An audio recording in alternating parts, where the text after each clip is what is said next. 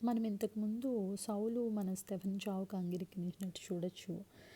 అలాగే సౌలు ఎంతోమందిని అలాగా ఇలా వాక్యం ప్రకటించే వారిని శిక్షించటం, అలాగా చావుకు సమ్మతించడం కానీ అవన్నీ మనం చూడొచ్చు. సౌలు మార్పు గురించి మనం చూసినట్లయితే అపోస్తుల కార్యాలు 9వ అధ్యాయం 1 నుంచి 21 దాకా చూసినట్లయితే సౌలు ఇంకను ప్రభు యొక్క శిష్యులను బెదిరించుటయును హత్య చేయుటయును తనకు ప్రాణాధారమైనట్టు ప్రధాన యాజకుని వద్దకు వెళ్ళి, ఈ మార్గమందున్న పురుషులనైనను స్త్రీలనైనను కనుగొనిన ఎడల వారిని బంధించి యెరూషలేమునకు తీసుకొని వచ్చుటకు దమస్కులోని సమాజముల వారికి పత్రికలిమ్మని అడిగెను. అతడు ప్రయాణం చేయుచు దమస్కు దగ్గరకు వచ్చినప్పుడు అకస్మాత్తుగా ఆకాశం నుండి ఒక వెలుగు అతని చుట్టూ ప్రకాశించెను. అప్పుడు అతడు నేల మీద పడి, సౌలా సౌలా, నీవేళ నన్ను హింసించుచున్నావని తనతో ఒక స్వరం పలుకుట వినెను. ప్రభువా, నీవెవడివని అతడు అడుగగా ఆయన, నేను నీవు హింసించుచున్న యేసును, లేచి పట్టణంలోనికి వెళ్ళుము, అక్కడ నీవు ఏమి చేయవలనో అది నీకు తెలపబడునని చెప్పెను. అతనితో ప్రయాణం చేసిన మనుష్యులు ఆ స్వరము వినిరి గాని ఎవరినీ చూడక మౌనులై నిలవబడిరి. సౌలు నేల మీద నుండి లేచి కన్నులు తెరిచినను ఏమీయూ చూడలేకపోయెను గనుక వారు అతని చెయ్యి పట్టుకుని దమస్కులోనికి నడిపించిరి.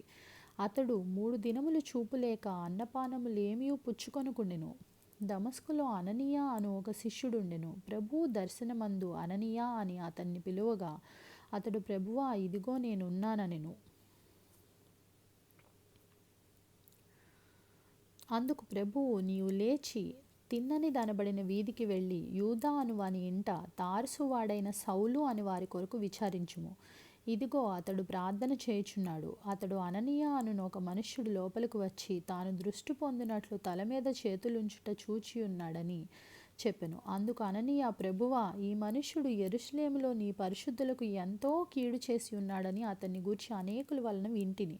ఇక్కడను నీ నామమును బట్టి ప్రార్థన చేయు వారిని అందరినీ బంధించుటకు అతడు ప్రధాన యాజకుల వలన అధికారం పొంది ఉన్నాడని ఉత్తరమిచ్చెను. అందుకు ప్రభువు, నీవు వెళ్ళుము, అన్యజనుల ఎదుటను రాజుల ఎదుటను ఇశ్రాయేలీయుల ఎదుటను నా నామము భరించుటకు ఇతడు నేను ఏర్పరచుకున్న సాధనమై ఉన్నాడు.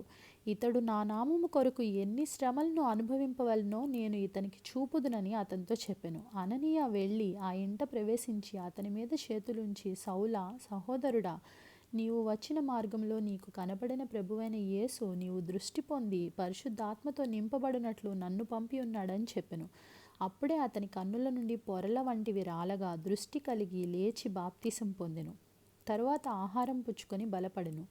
పిమ్మట అతడు దమస్కులోనున్న శిష్యులతో కూడా కొన్ని దినములుండెను.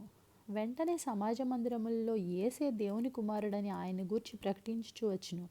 వినిన వారందరూ విభ్రాంతి నొంది, యెరూషలేములో ఈ నామమును బట్టి ప్రార్థన చేయువారిని నాశనము చేసిన వాడు ఇతడే కాడా? వారిని బంధించి ప్రధాన యాజకుల యొద్దకు కొనిపోటుకు ఇక్కడికి కూడా వచ్చి ఉన్నాడని చెప్పుకొనిరి. అయితే సౌలు మరి ఎక్కువగా బలపడి ఈయనే క్రీస్తుని రుజువుపరచుచు దమస్కులో కాపురమున్న యూదులను కలవరపరచును. ఆయన సౌలు పౌలుగా ఎలా మారారు, ఆయన అంతకుముందు ఎలా హింసించి స్టెఫెన్ చావుకు కూడా ఎలా అంగీకరించారు, అలాగే యేసుక్రీస్తు నామం బట్టి బోధించే వారందరినీ ఎలా అయితే వాళ్ళని పట్టుకుని చెరలో వేయాలి అనే ధర్మశాస్త్రాన్ని ఎంత స్ట్రిక్ట్గా ఫాలో అయ్యారు, తర్వాత యేసుక్రీస్తు వారిని తెలుసుకుని ఎలా మారారు అనేది మనం ఇక్కడ క్లియర్గా తెలుసుకోవచ్చు అన్నమాట.